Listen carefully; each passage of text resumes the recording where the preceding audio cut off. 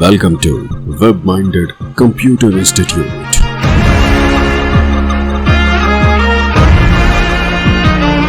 Then like, subscribe and share.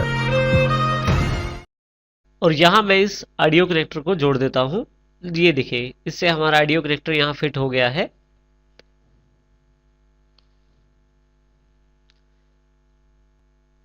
Audio connector के fit होने के साथ ही अब देखिए यहाँ का जो फ्रंट पैनल है कैबिनेट का, इसके हमने सभी कनेक्शंस कर दिए हैं, जिसमें LED, start button, restart button, USB ports और ऑडियो कनेक्टर को हमने अपने मदरबोर्ड के साथ कनेक्ट कर दिया है कैबिनेट के कनेक्टर्स की सहायता से।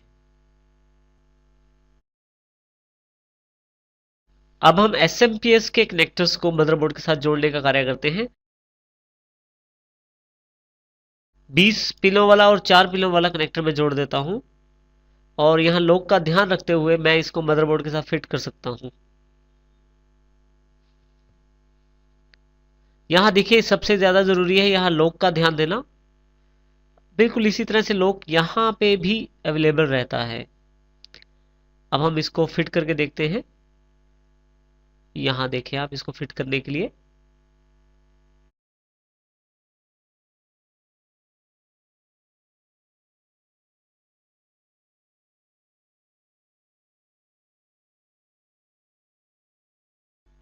यहां मैं इसको फिट कर सकता हूं।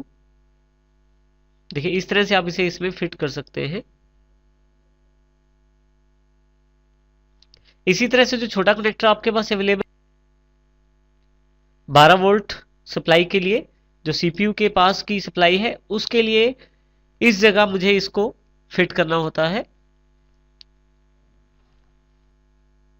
कुछ इस तरीके से देखिए यहाँ पे मुझे यहाँ इसे फिट करना है और यहाँ पे इस तरफ मदरबोर्ड वाले जो कनेक्टर है उसमें लॉक दिया गया है और इसी तरह से मेरे पास लॉक अवेलेबल है जो 12 वोल्ट का कनेक्टर मेरे पास एसएमपीएस के द्वारा अवेलेबल हुआ है। देखिए यहाँ इसको प्रॉपर्ली फिट कर देते हैं और इस प्रकार से आप जो 12 वोल्ट का जो एसएमपीएस के द्वारा कनेक्टर अवेलेबल हुआ है उसको यहाँ फिट किया जा सकता है।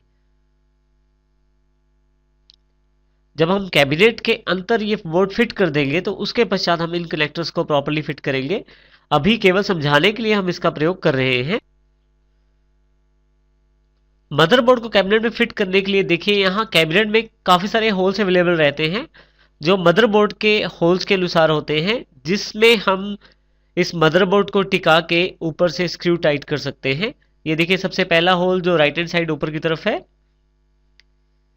इसी तरह से नीचे की तरफ, लेफ्ट साइड ऊपर की तरफ। आप ये खास बात देखें कि ये जो होल है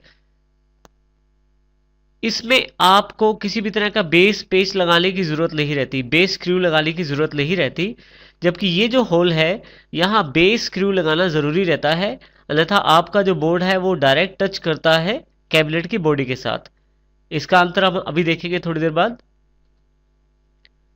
देखिए यहां भी जो होल है उस पे भी हमें बेस स्क्रू लगाना जरूरी है। देखिए इस तरह से काफी सारे छेद हैं जो बोर्ड के अकॉर्डिंग रहते हैं।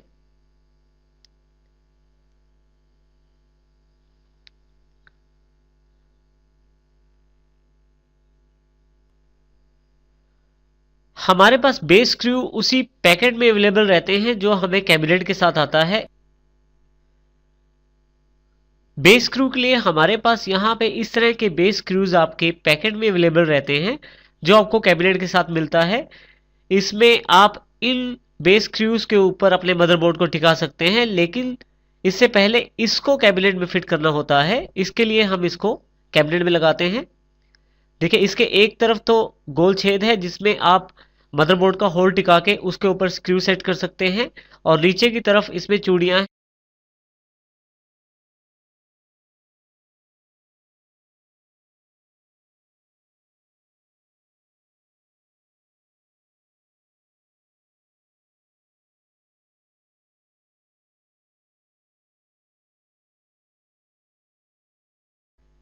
इस तरह के स्क्रूज को आप जो होल हैं, जो बिना बेस वाले होल हैं वहां लगाते हैं। देखिए यहाँ भी मैंने लगा दिया है, एक यहाँ लगा दिया है। इस तरह से जहां भी मुझे जो नट लगाने हैं, जहां जहां मुझे आवश्यकता है बेस देने के लिए, वो उनकी जगह मैं इनका प्रयोग कर सकता हूँ।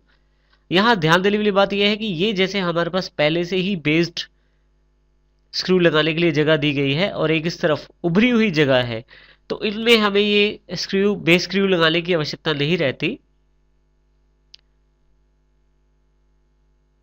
अब हम बोर्ड को इन बेस स्क्रूज के ऊपर टिकाएंगे। देखिए यहाँ पे होल हैं, इन होल्स के अकॉर्डिंग ही कैबिनेट में जगह होती है और इन होल्स के अकॉर्डिंग ही हम बेस स्क्रूज लगाते हैं, जिसपे हम अपना मदरबोर्ड लगाकर उसको ऊपर से टाइट कर सकते हैं। हमारे पास मदरबोर्ड का गैप भरने के लिए पीछे कैबिनेट की तरफ गैप रहता है, उसको भरने के लिए हमें मदरबोर्ड के साथ एक पत्ती अवेलेबल रहती है। देखिए इस पत्ती को जब मैं यहाँ लगाता हूँ तो सभी पोर्ट्स के ऊपर ये बिल्कुल सही बैठ जाएगी, क्योंकि ये इसी मदरबोर्ड की पत्ती है और इसी के साथ अवेलेबल हुई है।